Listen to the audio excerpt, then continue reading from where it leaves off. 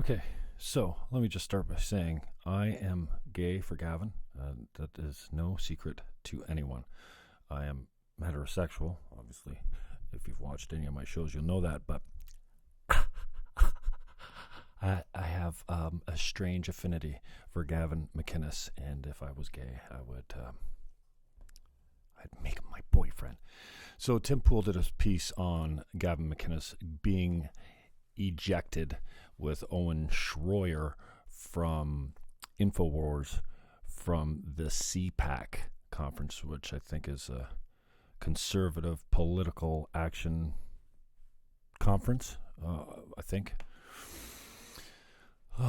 Which seems to be run and controlled by Conservative Inc. or Cond Inc. If you know what that is, then it's more the establishment conservative types.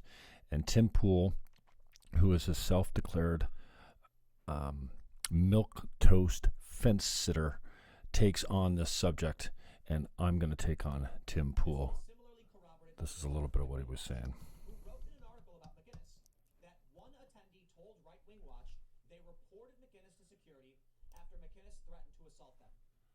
Speaking to the Post-Millennial, McInnes said, "Isn't it incredible that CPAC is inviting Antifa to their conference and then having Antifa decide who can and can't be there?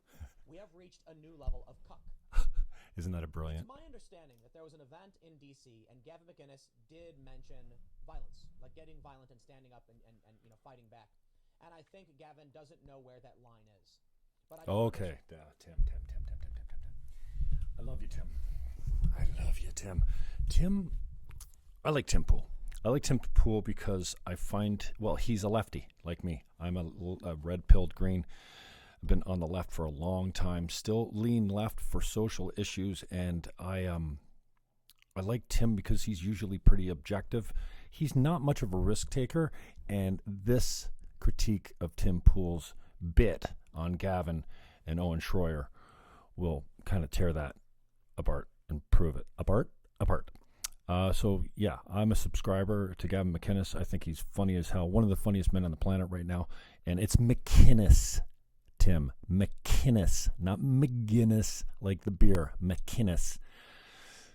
I know it's hard to get the names right. You don't specialize in pronouncing last names correctly. I get it. So we're not going to deal with the minutia here, or maybe we shall. I love Gavin. I think he's one of the funniest comedians around. His show is great. He's got a great chemistry with Ryan Katsu-Rivera. All of this I've said before on other broadcasts or recordings. And he still uses the words like I do with my friends. Friends who are not offended by anything. And everything's on the table. Off-color jokes, racist jokes, mom jokes. My mom's dead and I still get mom jokes.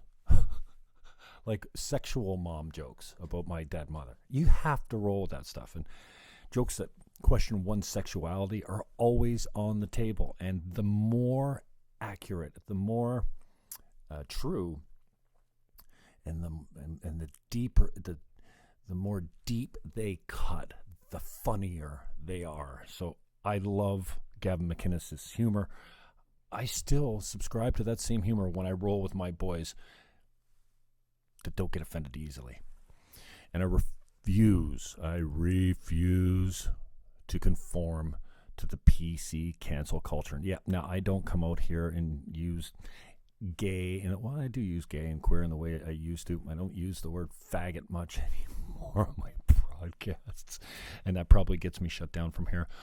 And anytime I use those words, it's never against somebody of homosexual tendencies. Ever.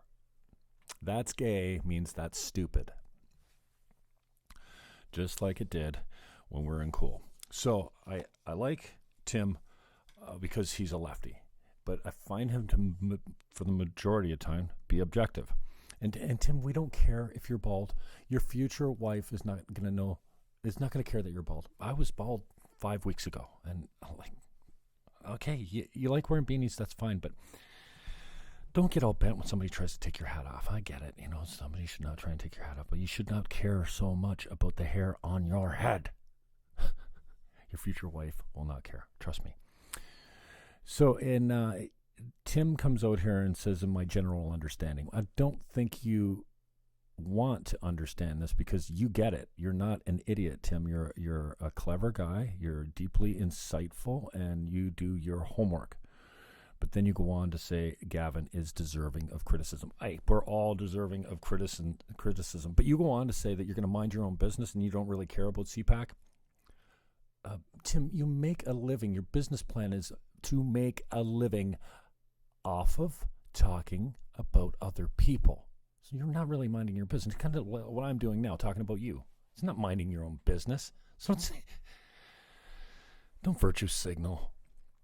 And glad hand, is that what you call it? What do you call it when you pacify someone? Not pandering, yes, pandering. So, yeah, you make your living off of talking about other people. So don't come out here and say you're going to mind your own business as regards to PAC. So McInnes has advocated for violence, is what you said, Tim. And you mentioned in context of fighting back. And then you go on to say that Gavin doesn't know where that line is. Gavin does not need me to speak for him. In fact, today's Monday. I wouldn't be surprised if later on today he does a bit on you. And this take that you had in this public video that you did. Here's where the line is, Tim. It's quite easy to see. It's a big fat line. Who doesn't like a big fat line, Tim? Come on, Tim. Let your hair down. Try some cocaine, Tim. Here's where the line is. When you were assaulted, and my father told me this since I was 5. I was a big kid, always way bigger, all the kids in my class. And I used to get picked on by the older kids, many grades higher, because I looked so much older. Or maybe I was just so damn good looking they couldn't handle it. But I was picked on. I was bullied quite a bit. Jimmy Plows, Trevor Hogan, can't remember the other guy.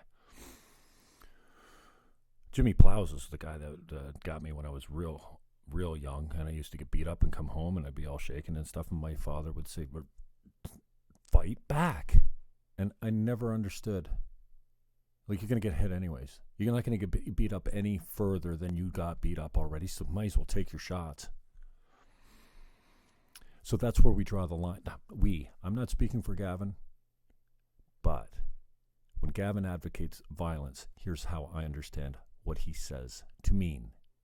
If you're attacked, if you're assaulted, defend yourself well and make sure that you defend yourself well enough that they don't get up again and come back for more. That's an easy line. Gavin does not advocate for violence except when it comes to defending yourself. Now, what we're talking about here is Gavin getting kicked out of CPAC. But much of this goes back to your calling him and the Proud Boys out of control. I don't agree with that. And you also went on to say that CPAC is not honest. I would agree with you there. But then you go on to say, if people want to come and say kooky lunatic things, like what? Defend yourself? Proud Boys have not grown out of control, Tim Pool. Get your facts straight. Gavin has crossed the line in the past. He's a comedian. What line has he crossed, Tim? What line has he crossed to get him deplatformed from all social media? YouTube's coming. To get kicked out of places like CPAC. He's a conservative.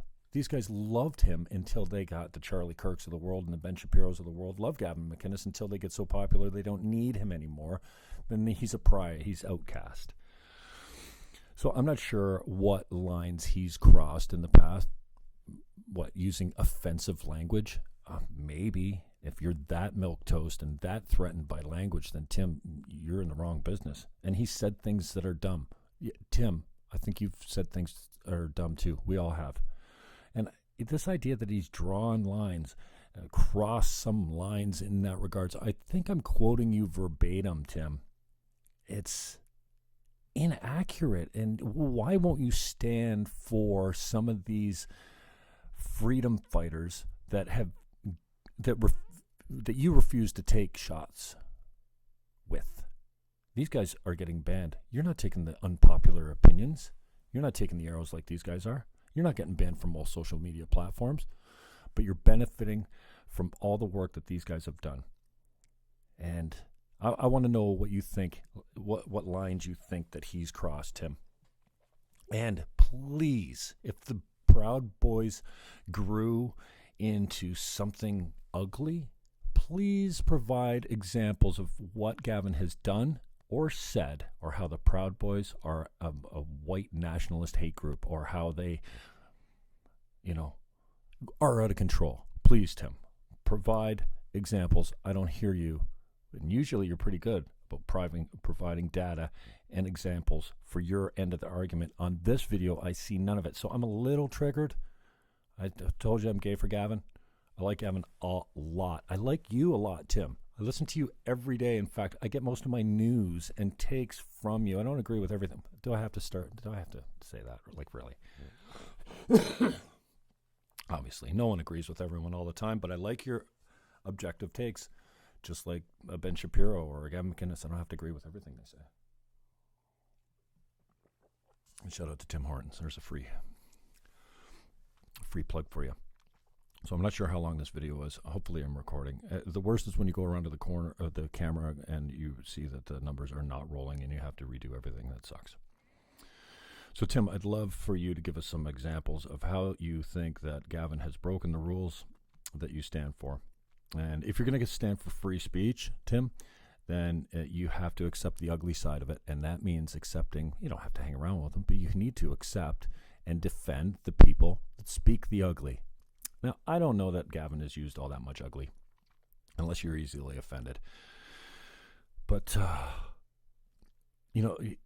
I didn't see you coming down. I don't see you coming down on, Dave Chappelle, who you gave 5 stars to for his latest Netflix special. And Dave Chappelle's funny as hell. He's one of the funniest guys on the planet right now, and he refuses to bow to cancel culture, to PC correctness. PC correctness? Political correctness? PC culture? Cancel culture. You gave him a lot of love. You said that he was very funny, and I find him funny too. So, you know what? You should be kissing guys' asses like Gavin McInnes, like John Kinsman, like Max Hare, that went to jail for 4 years for what you are failing to understand was a 17-second street fight where they defended themselves against an Antifa ambush. Now, I'm not going to bring all of the details here for you, Tim, because if you care, maybe you can do your own homework. Court documents show that Antifa rerouted their ambush to hit Proud Boys who were marching peacefully and were not being violent. We're not taking to the streets and destroying property like these mass cowards. And these mass cowards did an end around to get to them. They ambushed them. Then they initiated the attack, Tim. They initiated it. The Proud Boys defended themselves very well. Without weapons, I understand. Just fists. I don't know if they were walking with a walking stick or a cane and that happened to become a... Hey, if you come up in my grill and you throw a punch, you're going to get beat up. That's the bottom line, Tim. And I'm not talking about you specifically, but court documents show that after the 17-second defense, Antifa told the cops, "Fuck you, pig," when they were asked if they wanted to press charges. They were asked if they wanted to press charges, even though they were the instigator and the initiator of the violence, because guys like John Kinsman and Max Hare,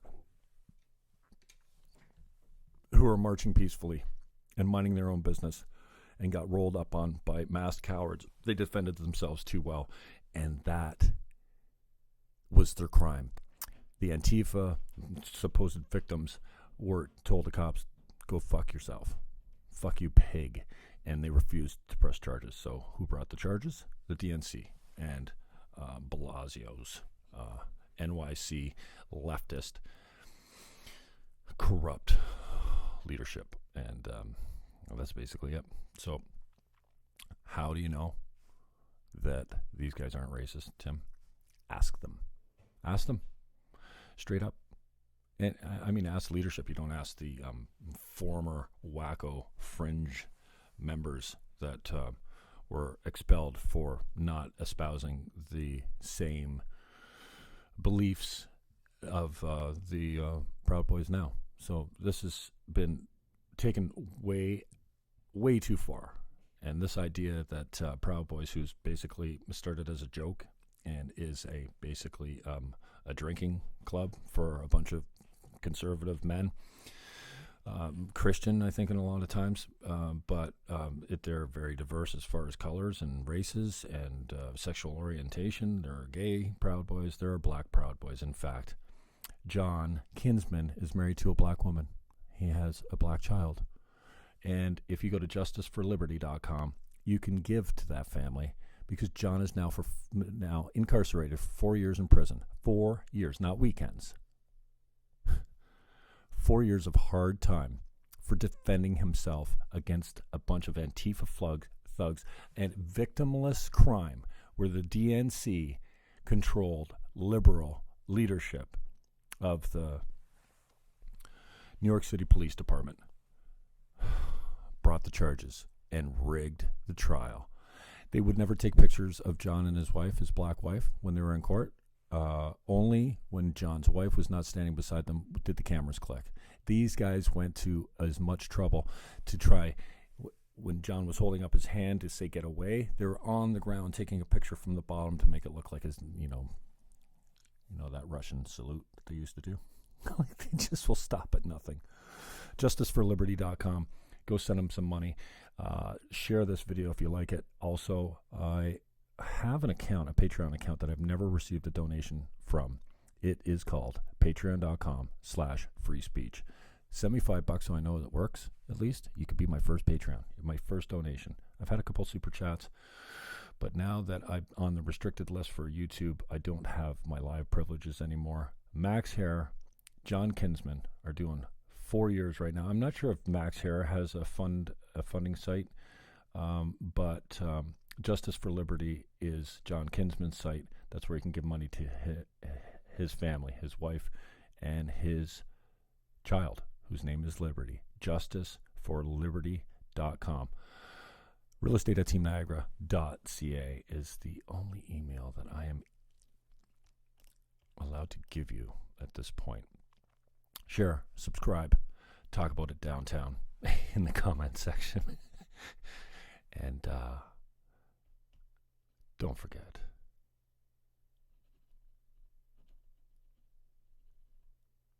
I have nothing else. I don't even know what I don't want you to forget. So I'm out. #Claudia.